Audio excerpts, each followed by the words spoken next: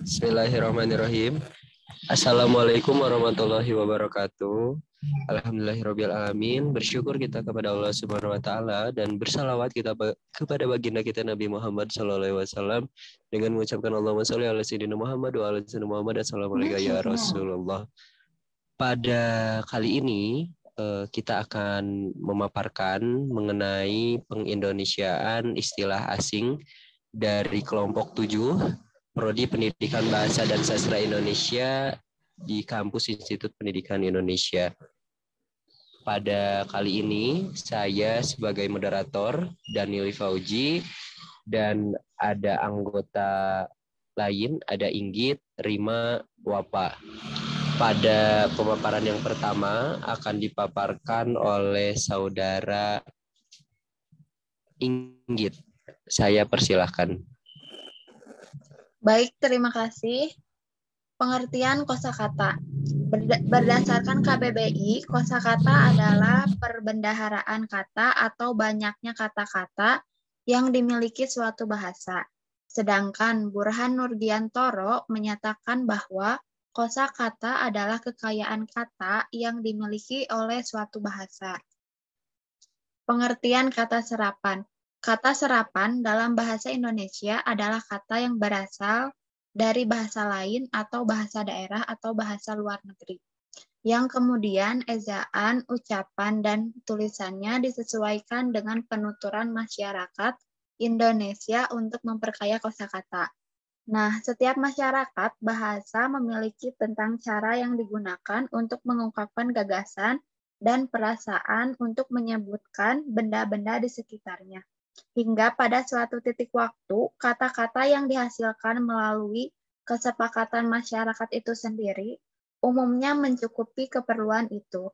Namun, manakala terjadi hubungan dengan masyarakat bahasa lain, sangat mungkin muncul gagasan atau konsep barang baru yang datang dari luar budaya masyarakat itu. Dengan sendirinya juga diperlukan kata baru. Salah satu cara untuk memenuhi keperluan itu yang sering dianggap lebih mudah adalah mengambil kata yang digunakan oleh masyarakat luar. Baik, terima kasih. Saya kembalikan kepada moderator. Baik, terima kasih atas pemaparannya. Sebelum itu boleh PPT-nya diganti ke slide berikutnya.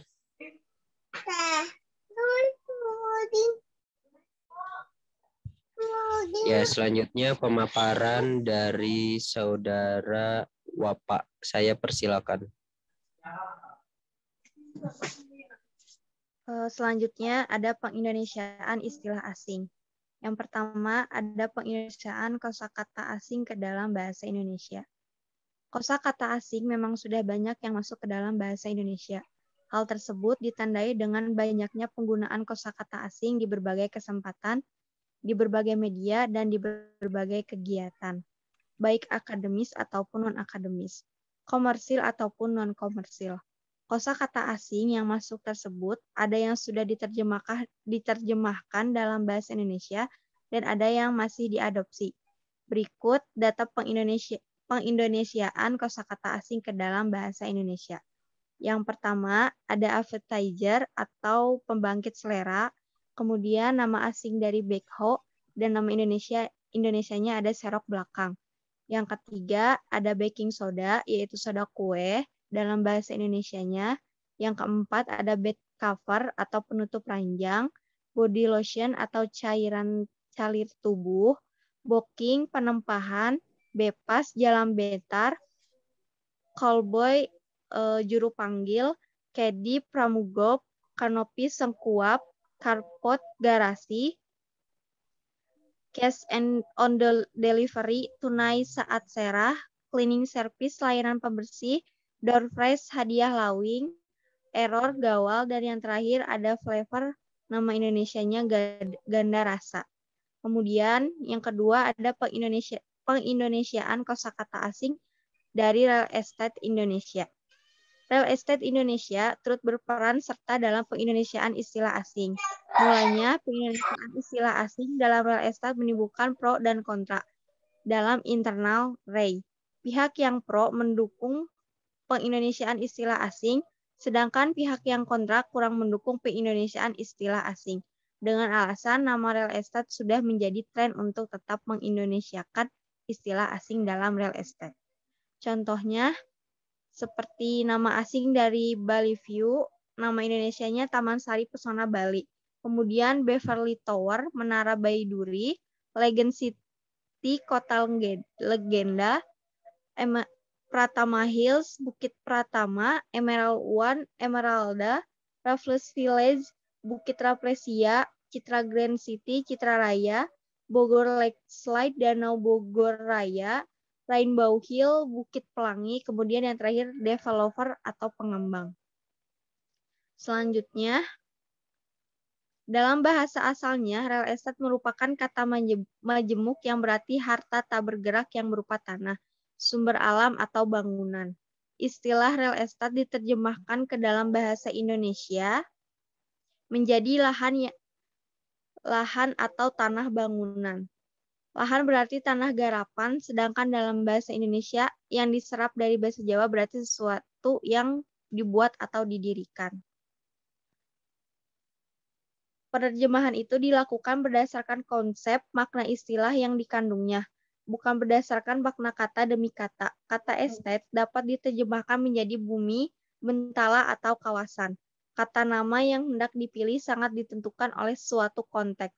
Untuk mengindonesiakan istilah industrial estate tidak dapat memilih kosakata kawasan industri. Untuk nama perumahan kita dapat melakukan pilihan secara lebih leluasa. Hal yang lazim terjadi ialah bahwa kata asing yang tidak berpadanan itu diserap dengan penyesuaian ejaan. Itu sebabnya orang mengindonesiakan real estate menjadi real estate. Selanjutnya.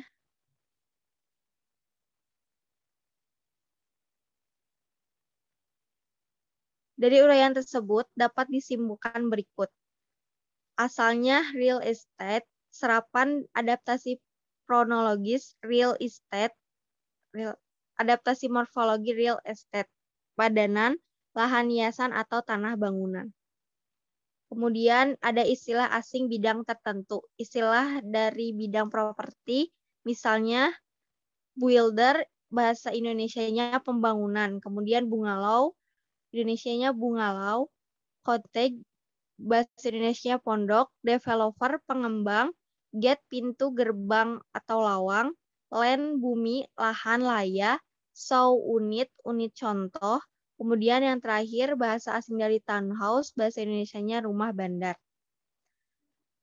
Istilah bidang pariwisata di bahasa asingnya ada check-in, di Indonesianya lapor masuk hotel, kemudian yang kedua check-out, di bahasa Indonesianya lapor berangkat bandara, kemudian domestic travel agent, agen lawatan domestik, excursion fair, tari rombongan, lokal turis, bahasa Indonesianya wisata lokal atau wisatawan domestik, outbound, wisata luar kota atau wisatawan mancanegara.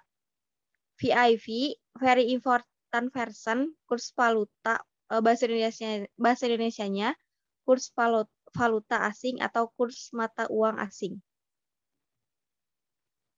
Oh, mohon maaf. Maksudnya rate of change, bahasa Indonesianya kurs valuta asing atau kurs mata uang asing. Kalau VIP, bahasa Indonesianya pribadi sangat penting. Saya kembalikan kepada moderator.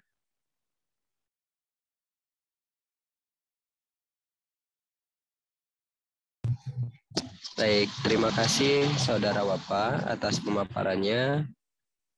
Untuk sekarang boleh dilanjut oleh pemaparan dari Saudara Rima. Saya persilakan. Baik, terima kasih kepada moderator yang telah mempersilakan saya untuk melanjutkan pemaparan materinya. Di sini saya akan menjelaskan perekayasaan pendanaan bahasa asing ke dalam bahasa Indonesia. Proses penyerapan bahasa asing ke dalam bahasa Indonesia dapat dipertimbangkan jika salah satu syarat di bawah ini terpenuhi. Yang pertama, istilah serapan dipilih cocok konotasinya. Yang kedua, istilah yang dipilih lebih singkat dibandingkan dengan terjemahan Indonesianya. Yang ketiga, istilah serapan yang dipilih dapat mempermudah tercapainya kesepakatan jika istilah Indonesia terlalu banyak sinonimnya atau persamaan maknanya. Nah, kata serapan masuk ke dalam bahasa Indonesia dengan 4 cara.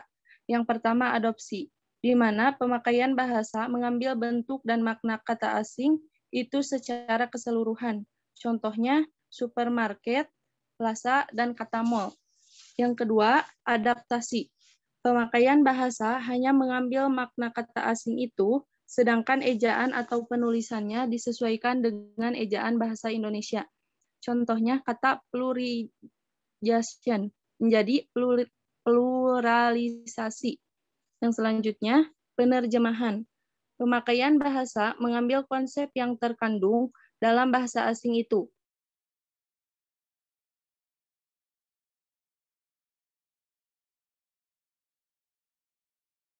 Yang keempat, kreasi. Pemakaian bahasa hanya mengambil konsep dasar yang ada dalam bahasa Indonesia. Nah, cara ini mirip dengan cara penerjemahan, namun tidak menuntut bentuk fisik yang mirip seperti cara penerjemahan. Misalnya, kata dalam bahasa aslinya ditulis dalam 2 atau 3 kata, sedangkan dalam bahasa Indonesia hanya ditulis dalam 1 kata. Contohnya, spare friend, ya, menjadi arti suku cadang. Nah, di sini perekayasaan bahasa asing ke dalam bahasa Indonesia meliputi tahapan-tahapan. Nah, tahapan pertama, bahasa asing yang diserap dengan menggunakan kosakata bahasa Indonesia. Contohnya, kata offline dari bahasa Inggris, nama Indonesianya luar jaringan. Yang kedua, bahasa asing yang diserap dengan menggunakan kata serumpun. Nah, contohnya monitor dari kata bahasa Inggris. Nah, bahasa Indonesia serumpunnya pantau atau dalam artian itu Minangkabau. Yang selanjutnya, bahasa asing yang langsung diserap bahasa aslinya atau bahasa internasional. Contohnya kata atom. Nah, di dalam bahasa Indonesia masih menjadi kata atom. Yang selanjutnya, bahasa asing yang diserap sesuai dengan pemakaian bahasa internasional. Nah, contohnya kata detail dari bahasa Inggris, nama Indonesianya detail. Nah, yang selanjutnya bahasa yang lazim yang diserap karena sudah lazim. Contohnya kata winkel. Nah, bahasa Indonesianya menjadi kata bengkel. Yang selanjutnya bahasa asing yang diserap atau keseluruhan atau juga sebagian. Contohnya microwave, yaitu artinya mikrogelombang. Yang selanjutnya bahasa asing yang diserap dengan menggunakan akronim atau pemendekan. Menurut Sugono 2003, yakni sebagai berikut. Radio Decoding and Ringing. Nama Indonesianya adalah radar. Mungkin itu saja yang bisa saya sampaikan. Saya kembalikan kepada moderator. Baik, terima kasih atas pemaparannya. Untuk pemaparan selanjutnya yang akan dipaparkan oleh saya sendiri mengenai problematika dalam pengindonesiaan istilah asing. Penyerapan bahasa asing ke dalam bahasa Indonesia memang tidak bisa dielakkan dalam rangka memperkaya khasanah bahasa Indonesia dan mewadahi ilmu pengetahuan. Tetapi, tidak semua bahasa asing bisa diubah dalam bahasa Indonesia. Istilah-istilah tersebut sudah lazim digunakan dalam bidang perekonomian atau perdagangan dan ilmu pengetahuan. Hal itu ternyata dapat menimbulkan problematika tersendiri dalam kaitannya dengan bahasa antara mempertahankan bentuk asli dan mengubahnya sesuai dengan pelafalan bahasa Indonesia. Baik, mungkin demikian yang bisa kami sampaikan pada pemaparan kali ini mengenai pengindonesiaan istilah asing. Terima kasih atas perhatiannya. Mohon maaf atas segala kekurangannya. Wabillahi taufiq wal hidayah. Wassalamualaikum warahmatullahi wabarakatuh.